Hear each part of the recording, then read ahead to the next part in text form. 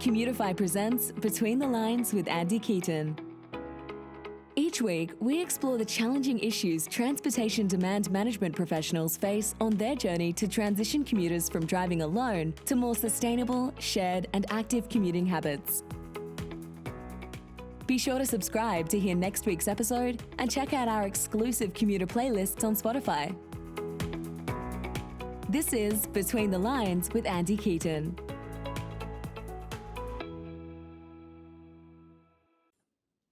Hi, everyone, and welcome aboard to the Between the Lines podcast. We're really excited to have you listening or watching today. We've got an interesting conversation, a little bit unorthodox from what we usually do. So today we're talking with Mark Melnyk. He is the manager of transportation operations for Starbucks and is responsible for delivering programming that meets the evolving needs of their commuter population. He has over 20 years of experience in TDM, focusing on developing innovative strategies that positively change commute behavior. And before joining Starbucks, Mark worked for Heinz on the Amazon account, implementing programs across North America. And he also has had previous stops that include the Seattle Department of Transportation, or SDOT, where he develops performance targets for large employers. I think we might be talking a bit about some of the work he's been doing there, as well as with Swedish Hospital, where he actually helped them achieve their regulatory obligations for the first time in 30 years. I like that in your bio. That's a nice stat. I like to hear it. Also, one of my favorite fun facts about Mark is that he's a member of the Washington State Department of Transportation's Wall of Fame for his trip reduction work with employers. Going back to some of the other conversations we've had about commuter trip reduction programs, he's the master of all of that. And he's currently the chair of the Association for Commuter Transportation, or ACT's Employer Council, and also a recipient of their 40 Under 40 award. So, I mean, it goes without saying, we're really excited to have you on today, Mark. Hey, thanks for having me on, Andy. I'm looking forward to the conversation. Perfect. And like I said, it's going to be a little bit of a weird conversation, a little bit unorthodox, because today we aren't talking about a specific solution. We are talking about why the commuter is going to help save the planet. So we're focusing on the actual commuter doing these commutes. It's pretty exciting. So let's just kind of get started, Mark. One of the things when we were talking before that you mentioned is, commuting is a personal choice. So any solution really needs to speak directly to the individuals who we actually are depending on to make these changes. So let's start. Maybe this is an easy question. Why is commuting a personal choice? We make a lot of choices. Like, why is it so important to really focus on this personal aspect of the commute? Yeah, I put some thought into this, and I was thinking, well, what's that, really, scientific reason and rationale behind this being a personal choice? And really, there isn't one. It is a personal choice. You go and you ask anyone when they show up to work, it's like, well, why did you drive today? Hopefully, they say it's because I chose to drive, and not someone made them.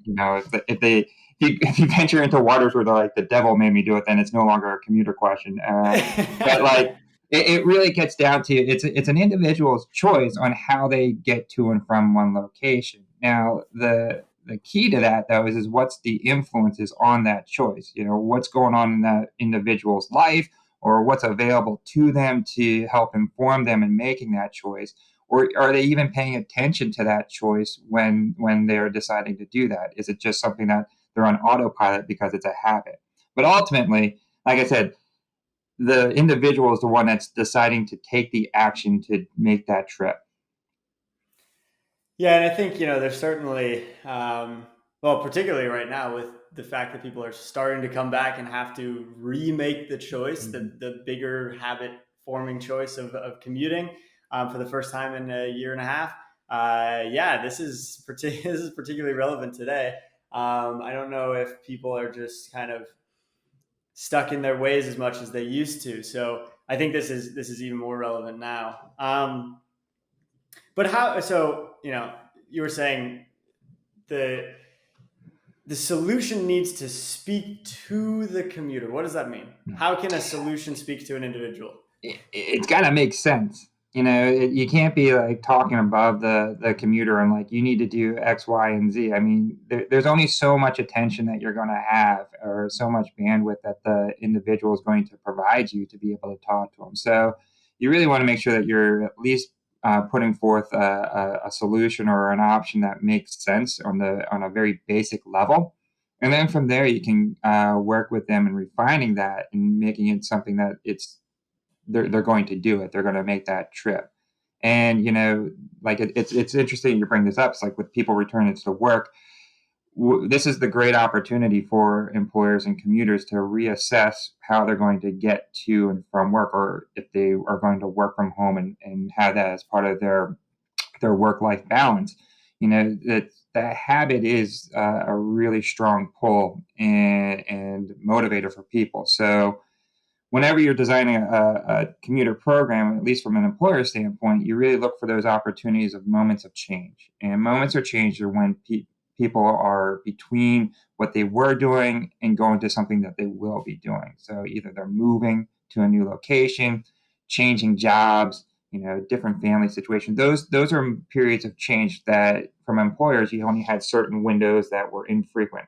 Well, this past year, we've had a moment of change. So, really, from an employer standpoint, you want to take advantage of this as a chance to reintroduce the different options that employees may have and really craft it to what might be speaking to them, because they're going to want to know more than they had in the past.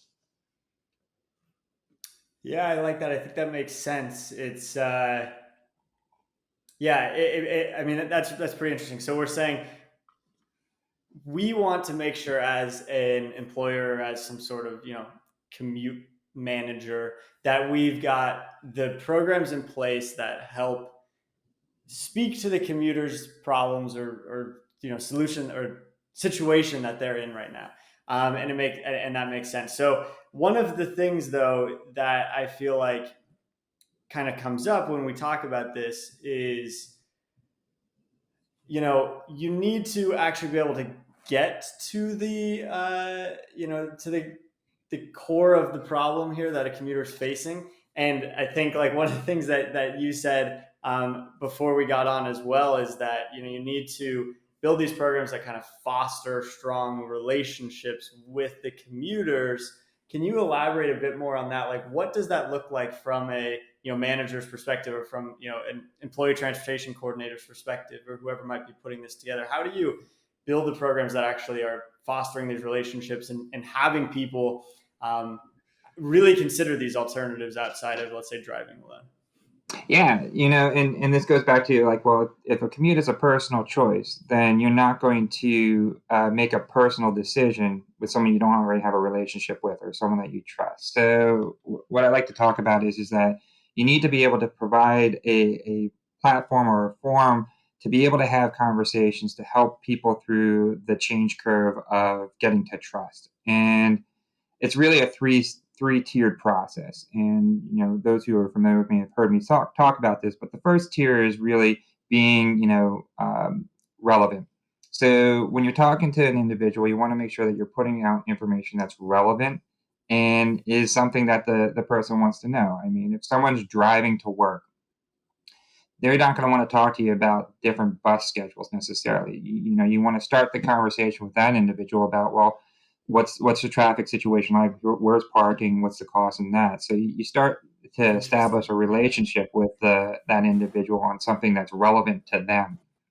And then you get into the next tier, which is providing value. So you're talking to that person that's driving to work. You're telling them where to park, what the costs are, but then you start to introduce, it's like, well, there's ways that you could maybe reduce your commute times by maybe picking up somebody from work that can help you jump in an HOV lane so that you're able to get through traffic a little bit quicker. You're able to save money a little bit there.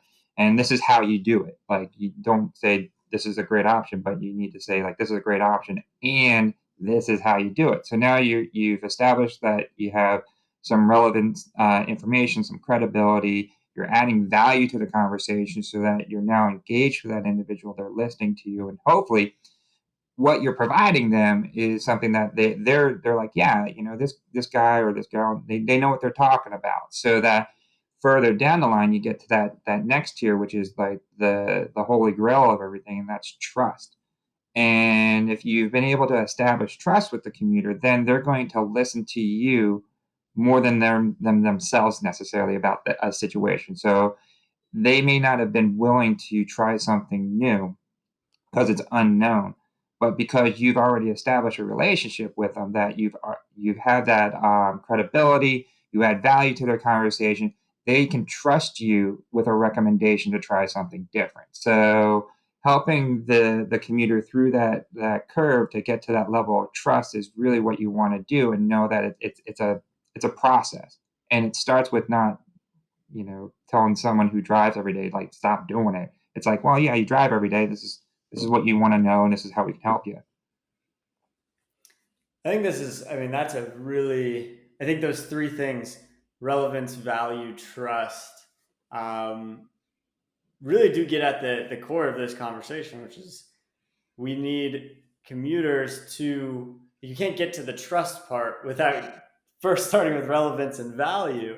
I think a lot of people, through no fault of their own necessarily, they just skip to, here's some great recommendations. And they Mm-hmm. are great recommendations and they would work. But why would someone listen to you and trust you there if you haven't first gone through those first couple steps of relevance, value, building that trust over time? So I think that's a really good way to put it. And I like the example of, like, if someone's driving alone, don't just be like, hey, here's the public transit schedule. Did you know that would work too? Like, well, yeah, I in theory know that would work, but it's like, hey, I bet that traffic, like, is not great, especially where you are in Seattle. It's just like, Yeah. yes, I can relate to that. That makes sense. And he said, did you know there's an HOV lane? And I said, oh, I do see people driving there. So you can Mm-hmm. pick up someone and you can take the HOV lane. It saves you time. You don't have to deal with the traffic as much. And now it's like, okay, thank you. That did work. What else can I do? So I really like that. That was a good example. Do you have any like examples from your work? You've worked with a lot of organizations, and through ACT as well, with partners and other people that are doing this. Do you have any, like, good examples of programs that kind of have done this well, or have fostered this relevance, value, trust, have really connected with the commuter? Yeah, definitely. So I've been familiar with a couple of programs, and a couple of programs that I've launched out there. And one of the key things is really establishing good communication channels and being able to share information with commuters about what their options are, but also having a way for you to connect with them one-on-one. Back at Swedish, we were really successful in helping change people's behavior because we stepped away from what we were calling a bullhorn approach, and more of an individual conversation approach. Because the bullhorn approach is like, here are all your choices, figure it out. Yeah. And there's a lot of good information that we put out there, and Swedish was doing a really, really great job in having options available. Where they were struggling with was connecting the individual to those choices, and that's where you get into the individual conversation. So we were able to go to individual departments, talk to people one-on-one, really get to an understanding of what their individual things were, or what those barriers were, to then connect them to it. And that gets back into creating things of value. It's not just yelling, hey, here's what's available to you, it's a good idea. It's like, here's what's available to you, it's a good idea, and we're going to help you do that. So here's how you find your carpool. Here's how you know where your bus is going to be at what time. This is how you do these things, so that they don't have to do the work on their own, because it's already a challenge to get their mindset to change. That's where you want them to focus their energy on, changing their mindset. We should be then doing all the other work to help them, once their mindsets change, to be supported in making that choice. And that kind of gets at the next, or the kind of crux of this whole thing, which is, if we're saying the commuter is going to help save the planet here, I think one of the questions that a lot of us grapple with in the TDM space is, who is the responsibility on? Is this like, do we just need commuters to make a change, or is the responsibility on us as, TDM practitioners, as, creators and managers of these programs, to provide those opportunities to make change? Like, who is the burden on to, positively improve, commuting? The simple answer is everyone, Yeah, there you but go. but it is everyone, but it really depends on the situation here. So ultimately, the burden of choice is on the individual commuter. But the burden on helping that commuter make that choice is on the TDM professionals.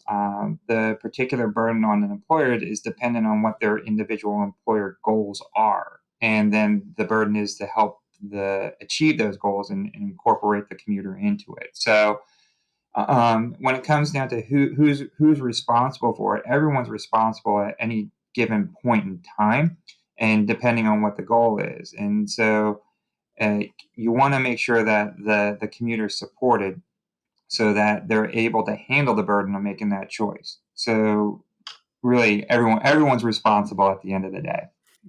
And it's similar to, something I think that maybe a lot of people have seen this shift happen in the sustainability space, like with recycling, over the last decade or two, where, yeah, the burden is on me to recycle my recyclable, you know, uh, let's say cup from lunch or something.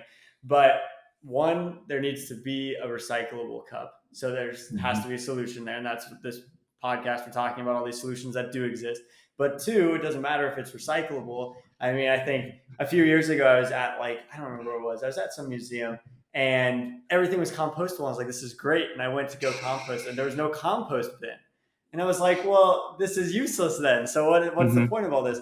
So, you would need, let's say, as an employer, to provide the recycle bins, the compost bins for people, and you need to put them all over the place so that it's easy to make that choice. You still have to decide to put it into the recycle bin versus the trash, but I think that's something maybe people can relate to, because over time it's gotten easier to do that. So we can maybe, as TDM, professionals here, make it so that choosing something other than driving alone is the obvious or easy choice, but it still is, obviously, the individual has to make that choice. But I kind of like how that was put.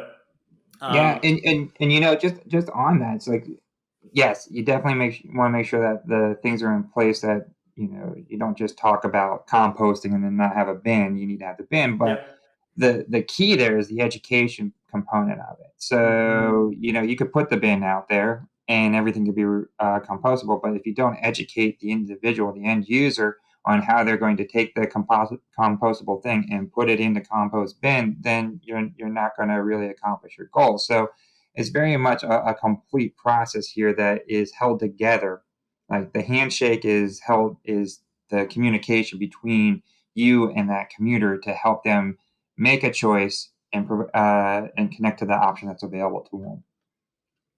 It's the communication. Yeah, I think Mhm. that's important. That's the key here. Mhm. Is you can't just throw out programs and assume that people are going to understand them and that it's going to work. You have to you have to actually have those conversations. You talked about it earlier, shifting from the bullhorn approach, which I like that, Mhm. to the individual one-on-one conversations, and kind of the more community building. That seems like a good solution. I mean, it sounds like it was successful at Swedish.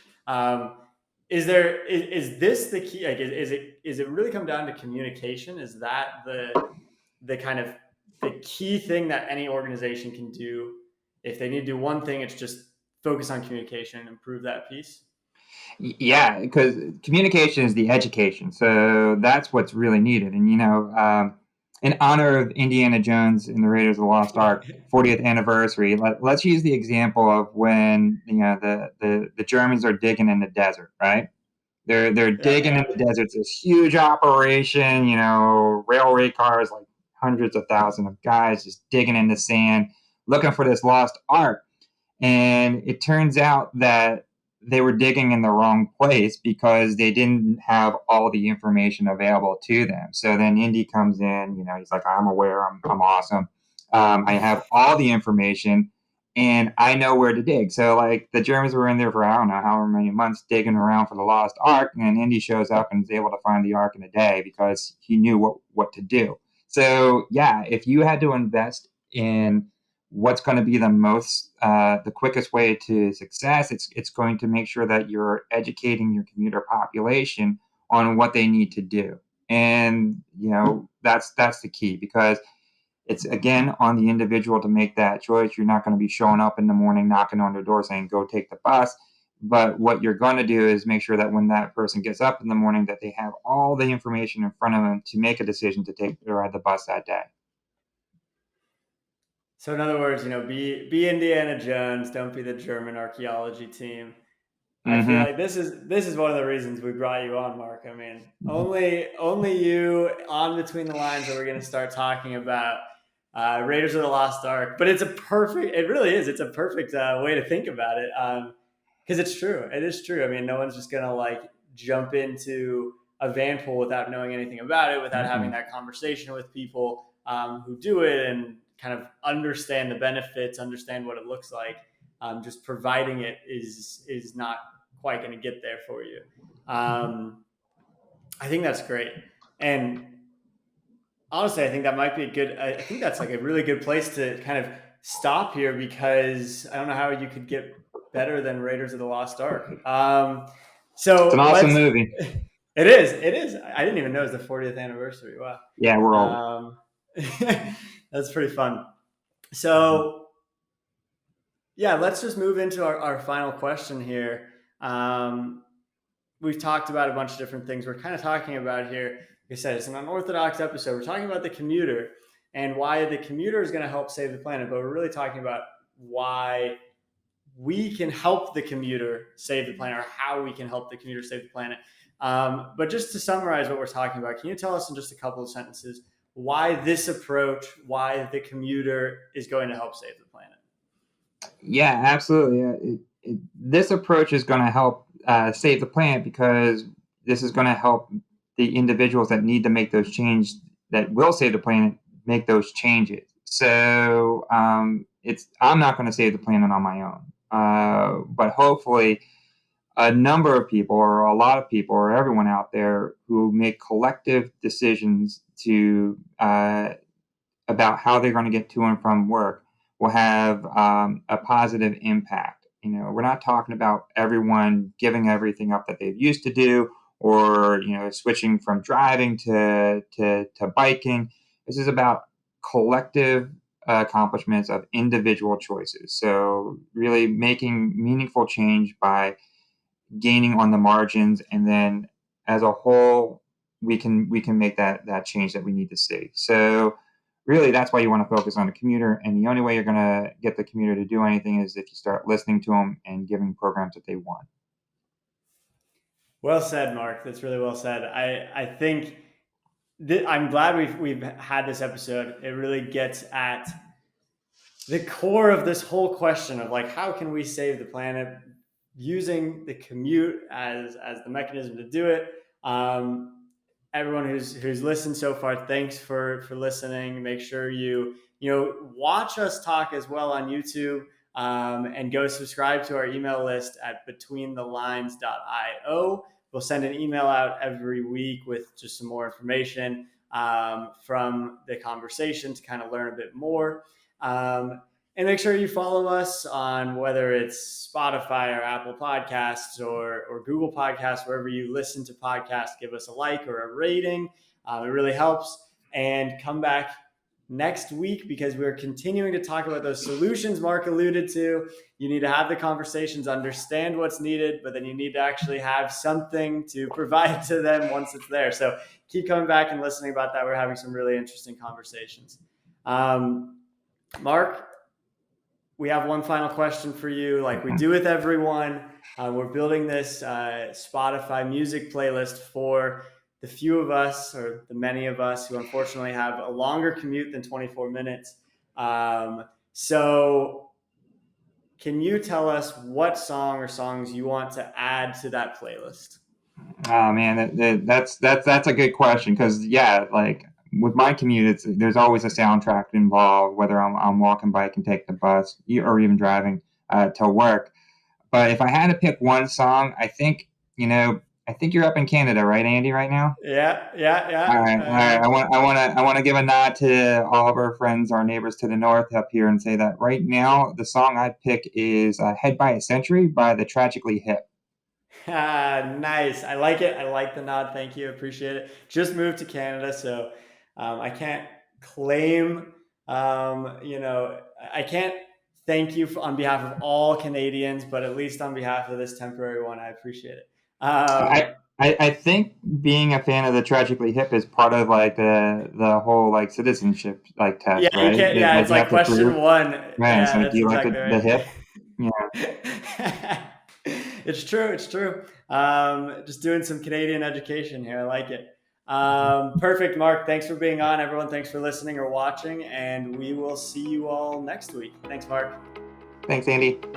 Thanks for joining us on this week's episode of Between the Lines with Andy Keaton. Be sure to subscribe to hear next week's episode and check out our exclusive commuter playlists on Spotify.